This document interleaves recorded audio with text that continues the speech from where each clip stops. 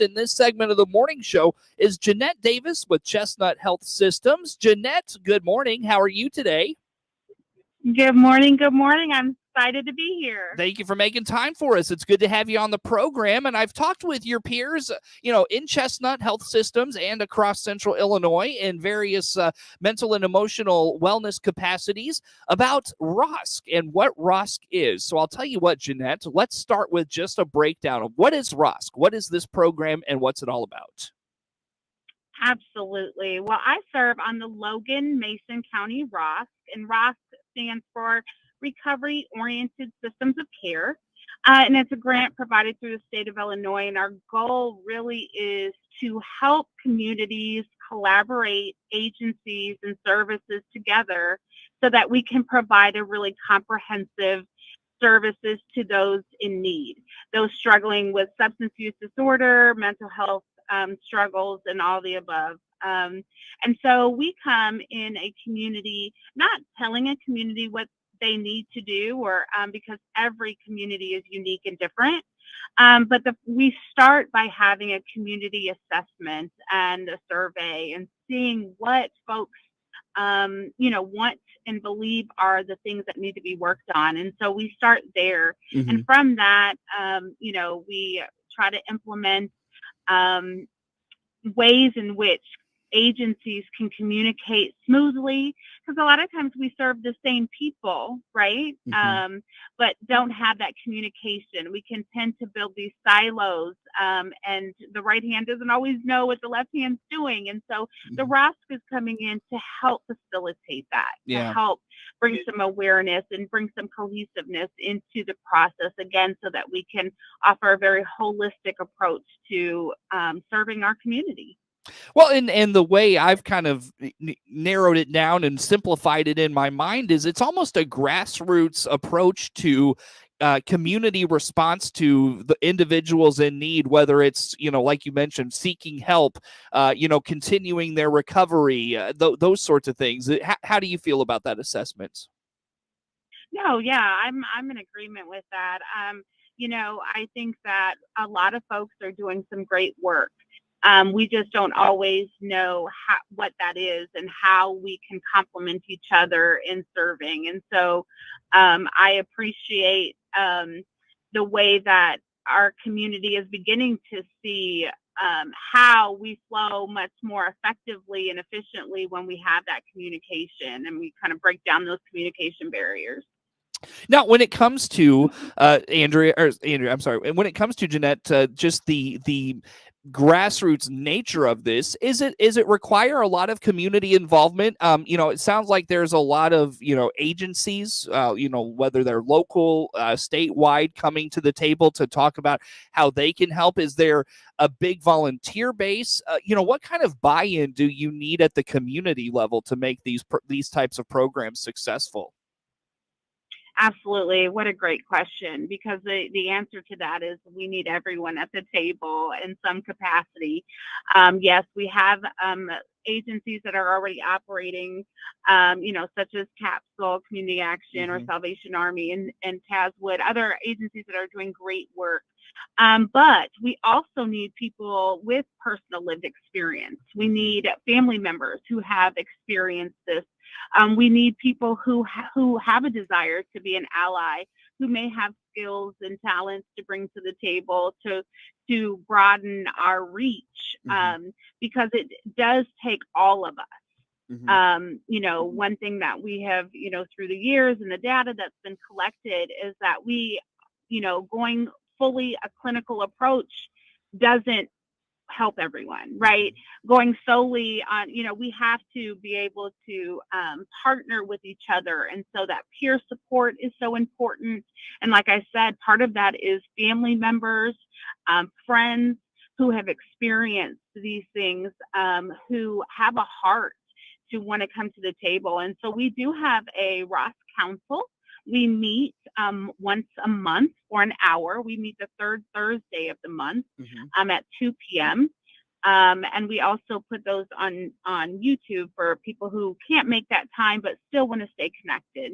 And we also have what we're calling our Recovery in Action subcommittee group. And this is a group that we meet monthly, the second Tuesday of the month, to get together. And that is a group of us who do have lived experience, who come together to try to come up with ways to plan events, who is helping with an event coming up in February. In other events, we talk about ways to educate our community. So it's a really a body of people who also, like I said, with personal lived experience, who come together to really want to help the community see what it looks like to live in recovery. We don't always look at that. We think we hear treatment and we hear, a lot of those things, but we don't always hear what it looks like and for someone to live in recovery, and that we can actually thrive. And what that looks like and what we require to help us in that process to make it most successful. Jeanette? So yes. No, I didn't mean to cut you off. Go ahead.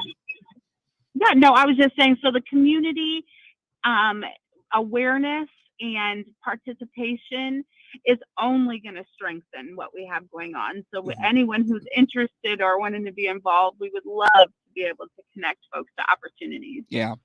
Now, is it as simple? Again, Jeanette Davis with Chestnut Health Systems, our guest on the phone today, talking about ROSC in our local communities, recovery-oriented systems of care.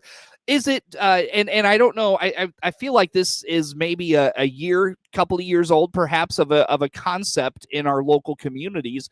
Is it as simple as putting a plan in place and just executing it? Is it, I guess, how would you describe like implementing this? So it's not just a plan on, in a notebook or a binder, or it's not just a website with words and, outlines and things. Like, how do you make something that exists and functions well in our communities? How do you go from just the plan to, again, the execution side of it?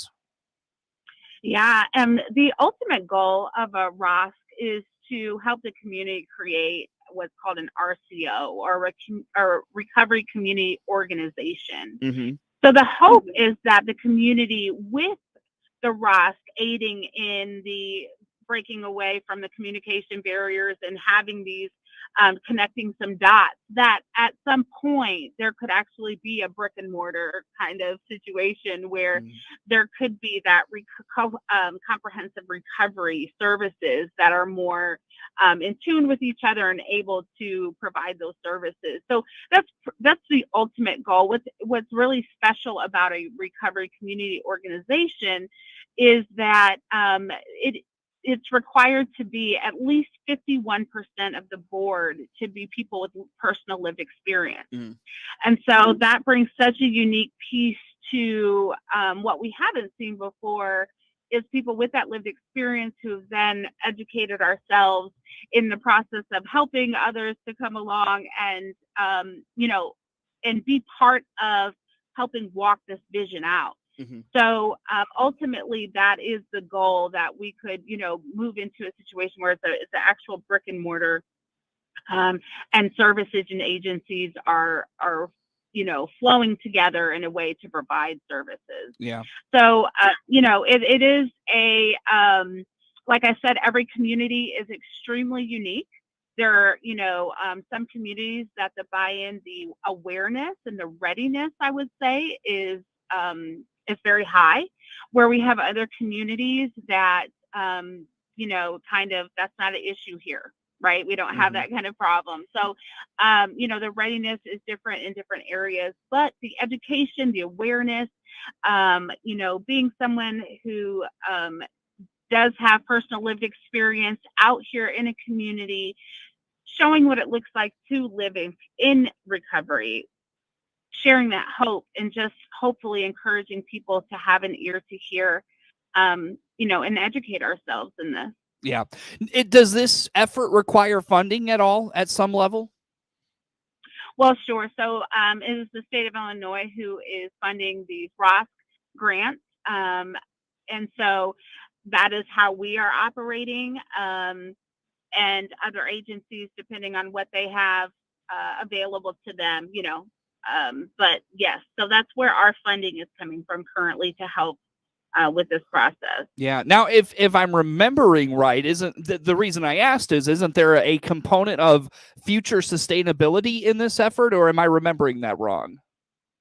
No, like I said, that would be the hope that then the ROSC would produce, or out of that effort would come a recovery community organization. So then that would somewhat be the hub, right, of helping to keep that kind of recovery services available. Well, Jeanette, I know we are going to talk about an event coming up to kind of promote this event, or promote ROSC in our communities. In fact, it's going to be in Lincoln here very soon. So maybe there's listeners out there, they have to step away from our time here this morning and they want to know the when and where. Let's just quickly give them the highlights there, and then we'll dive more into the event. But the bowling event in Lincoln, the when and where on this, Jeanette? Yeah, so we will be at Logan Lanes on February the 25th from 11:30 to 1:30. We're going to do cosmic bowling, free family event. So we'd love for folks to come out. Very good. Check it out. Again, that is Jeanette Davis, Chestnut Health Systems, my guest on the phone. We'll take a time out here, Jeanette. Come back with some more. It is the WHOW Morning Show.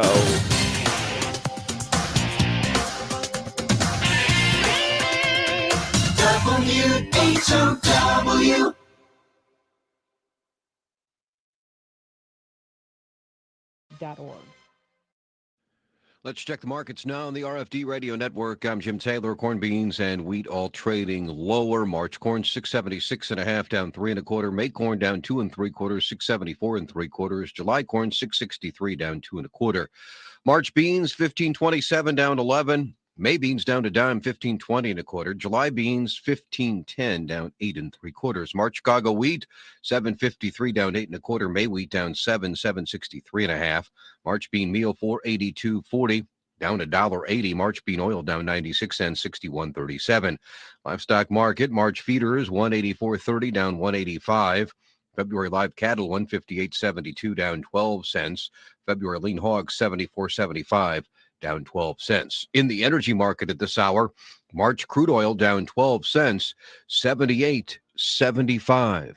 Jim Taylor on the RFD Radio Network. Here's owner Dave Jackson from your Clinton Save-A-Lot on how inflation is affecting us. Inflation rate, and I can't give you the exact number, but it's been like 1%, 1.5%, maybe 2%. It's been a rate that the economy can handle well. You know, wages go up faster than inflation, or at least as fast. People don't notice it. Now it's multiple times a year. It is not 8%. You know, I don't know where exactly the government comes up with this inflation rate. Despite that, Dave still provides you selection and savings at your Clinton Save-A-Lot. Hope to see you soon.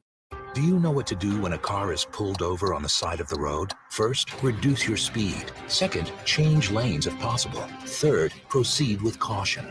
These 3 simple steps can be the difference between life and death. The next time you're on the road, do the right thing. Slow down, move over, and drive like your life and their life depends on it. Sponsored by the Illinois Broadcasters Association. Aired in cooperation with this station. Thanks to the AAA Auto Club for their financial support in the airing of this message.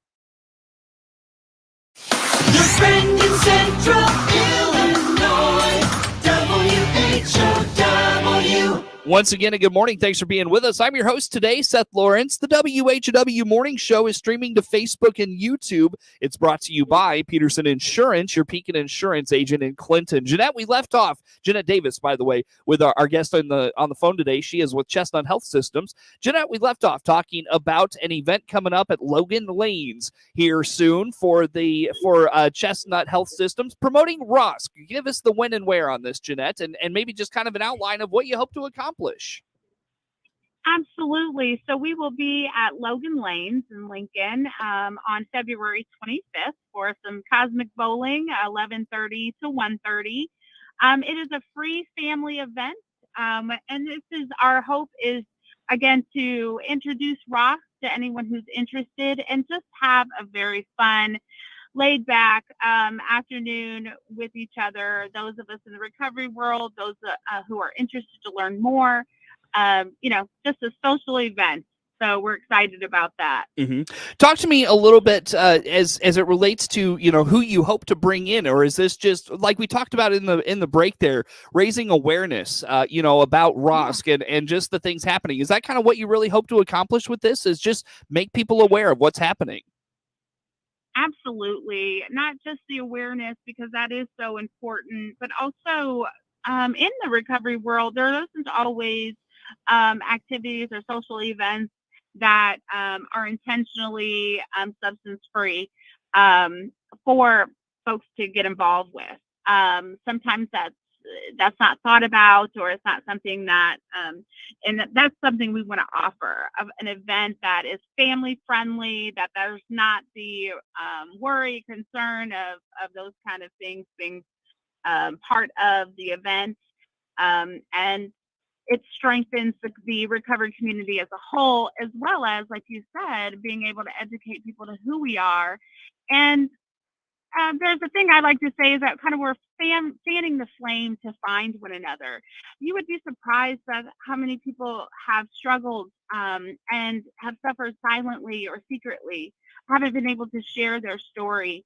And it's so powerful when someone meets someone else and they're able to see that they're not alone, and that vulnerability of sharing their truth is able to come forth. It's really a powerful experience. And I feel like that really just happens when, we begin to chip away at the stigma. That's another reason why we want to be out in the community. We want to break that stigma. Addiction is not a moral deficiency. We are people who have goals and aspirations, and for whatever reason, the brokenness that had led us to active addiction or struggling with mental health, being untreated, can take us places we never thought we would go. So it's important for people to see, one, that recovery is real, that we do recover, and that we can thrive and really, have something to offer. And so we hope to chip away truly at that stigma.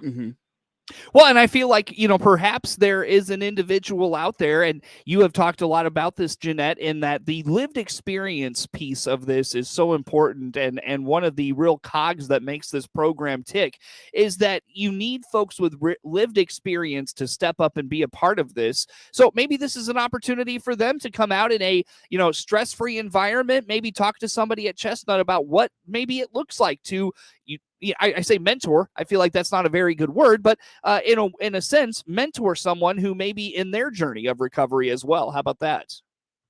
Absolutely, Seth. That is a ticket that is very important for me. Being a person with personal lived experience, finding one another in this, being able to, again, show that recovery is real. There are opportunities for us.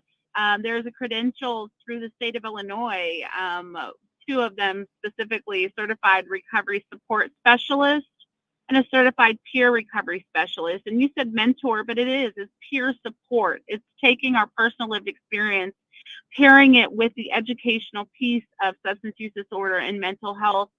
And we're able to obtain a credential through the state to be able to provide these peer support services. So anyone who may be interested in going that path, or the only requirement truly is being able to disclose, right, that you are a person with lived experience.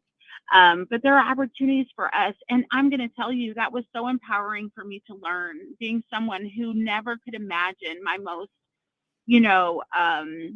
horrible moments, really, the ones that were filled with the most guilt, shame, and embarrassment, is actually the thing that makes me great at what I'm a part of, right? It's a place where I never believed could be an asset to helping someone else, but that's indeed what has happened, is that I've been able to use those moments and and walk alongside other people as they've walked alongside me. And it's just a beautiful, powerful thing to see recovery in action. Yeah, for sure. Well, what would be your encouragement, Jeanette, in terms of someone out there listening, but they're not sure if they're ready for that next step of being a mentor to someone and going alongside them in that journey of recovery? What kind of encouragement could you offer them if, to take that step and at least just inquire? Maybe it ends up not being an opportunity they're ready for or they want to pursue, but at least look into it. How about that?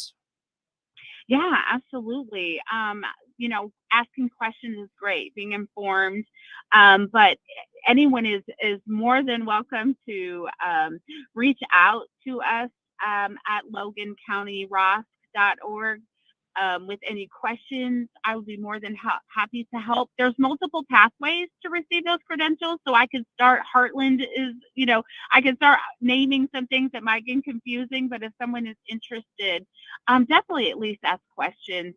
I also encourage folks to, we're at a time, unfortunately, that if we pause, there's someone that we know, work with, live with, that has struggled.